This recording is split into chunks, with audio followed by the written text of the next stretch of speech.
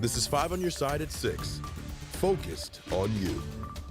Caught on camera, prowlers and gunfire in one of St. Louis's most popular neighborhoods. Thanks for joining us. I'm Mike Bush. And I'm Ann Allred. The Hill, it's a well-known area in the city of St. Louis. It's a welcoming place, but for the last few nights, intruders have crept in. Our Justina Cornell joins us live from the neighborhood tonight. Justina? Yeah, Mike and Ann. So the alderman tells me they've seen suspects come to the neighborhood walking up and down the streets and pulling on car door handles. He believes this has been happening the last several nights. At the center of the community on the Hill Tuesday morning, church bells ring at St. Ambrose Parish. And in front of it, splashes of water at the Piazza Emo fountain represent the calmness. It's not all peace and quiet, though, in this sacred space. Just a few feet away on Wilson Avenue, Alderman Joe Vollmer said suspects disrupted this neighborhood. There have been reports the past few days of groups being dropped off and going up and down, flipping car handles. Many homeowners here rely on doorbell cameras for security. We've obtained this video from one resident on the 5200 block of Wilson. Police confirmed this happened shortly after midnight Tuesday morning, saying two people in dark clothing got out of a car and looked into other vehicles with flashlights. In the video, it shows the suspects running away, and at the end, one person fired their gun. The most troublesome thing about this is they're leaving cash in the car. They're opening glove boxes and consoles looking for guns. It's a very specific thing. We tried to speak to several residents, many shying away from the camera, but some said they felt safe in this neighborhood. One woman even told me a few nights ago she yelled at the culprits, shooing them away, threatening to call police. The suspects fled. One safety expert suggests safer options. I think if they see anything like this, they should call 911 immediately and never approach anybody that's got a gun in their hand. If there's 2 or 3 people pulling on car doors or pulling on your door, I mean, it's not a good idea to go out and confront them because most of these younger kids now are all armed. Vollmer believes the passion of neighbors who've become their own watchdogs is a way to deter crime, to keep the peace. I know how the police are undermanned, but we try to help them out the best we can. That's why we're so vigilant, in this part of the town. Now, the safety expert says having these Ring cameras are extremely helpful. It could be a way to hand it over to police as evidence so they can arrest these suspects. Reporting live, Justina Cornell, 5 on your side. Right now, the city's animal shelter in Midtown is struggling. Leaders say they need more space and resources and believe an old jail in North St. Louis would help solve those problems. Travis Cummings visited Care STL on Walnut Place to see those conditions, and he's live from there now to give us a look. Travis. Hey Mike, you can just hear these animals going wild in here. Listen, the administrators here at Care STL met with the Board of Aldermen last night. They didn't get an official answer, but there's still some promise there. The goal here is to really give these animals that they take in the best care possible, and they say in order to do that, they're going to need the city's support. Inside the walls at Care STL Adoption Center in Midtown St. Louis, cries of excitement and anxiety. We're overcapacitated. St. Louis's go-to animal care center is strapped for space, making it hard to care for strays and surrendered pets. Our ACOs are bringing in animals. We are adopting animals, but it's really a hard balance. Vice President and former Alderwoman Dion Flowers Baker says staffing levels are low. Keep getting grabbed by people, to be honest. They're working with $950,000 from the city. They say $1.6 million would help them more. In order for us to be able to pay that staff, to have us up to where we need to be so that our staff aren't stressed, so the animals can get cleaned and get out if they could once or twice a day.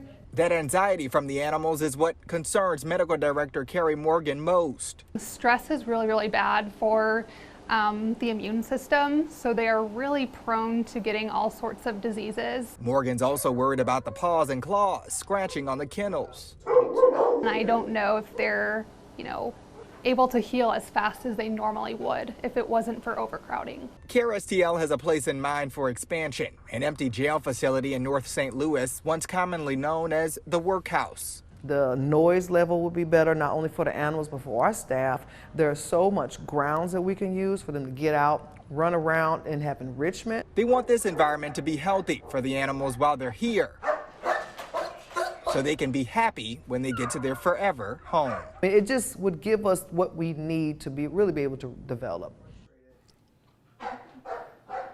All right, and of course I found me a little friend here. Now listen, Mayor Tashara Jones's office, they did provide comment saying that they addressed this in the State of the City address, and the mayor really wants to look at forward thinking and the proper use for this workhouse facility going forward. So they didn't address what they would need for this facility in particular, but they said that they are open to public input. Now, CARE STL is looking for people to adopt these beautiful animals like this one right here, as well as work and take care of the animals. And you can check all of that out on our website. It's attached to the store on ksdk.com, and you can see it in the As Seen on TV section. We're live in Midtown. Travis Cummings 5 on your side. He has a new friend. I don't think he's going home alone tonight. What a cute dog. The Missouri NAACP is warning travelers about racial disparities in traffic stops. The group reissued a travel advisory and is calling on elected officials to take action to reverse the decades-long trend. Our political editor, Mark Maxwell, has a closer look at the numbers. Mark? Mike and Ann, census data shows the black population makes up just about 1 in 10 people in Missouri. The Attorney General's office broke down the numbers by racial demographics to determine the stop rate on Missouri roads and found white drivers have a stop rate of 24%, while black drivers have a 42% stop rate. The Missouri NAACP issued a renewed travel advisory for the state of Missouri. I mean, why would you invite someone into a place where they're not safe?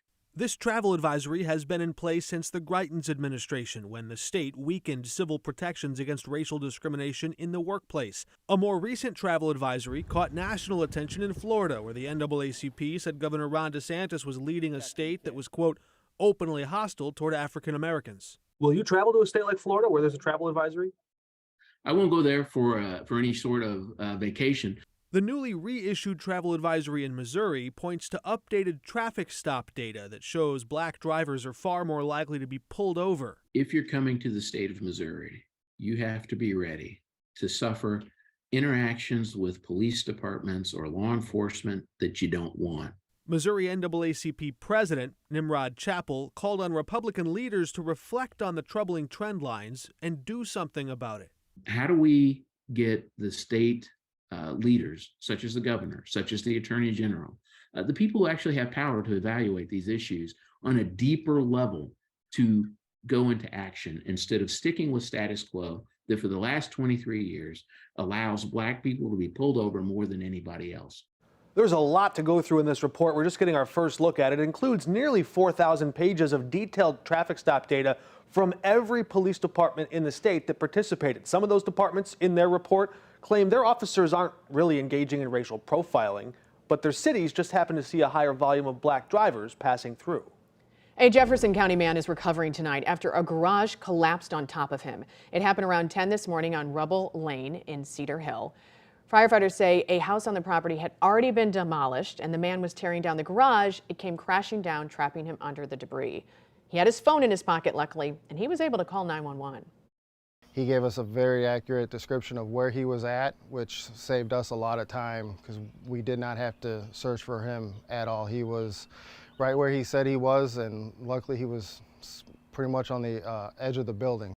Firefighters used airbags and chainsaws to free him. They do not know the extent of his injuries, but say he was alert and talking.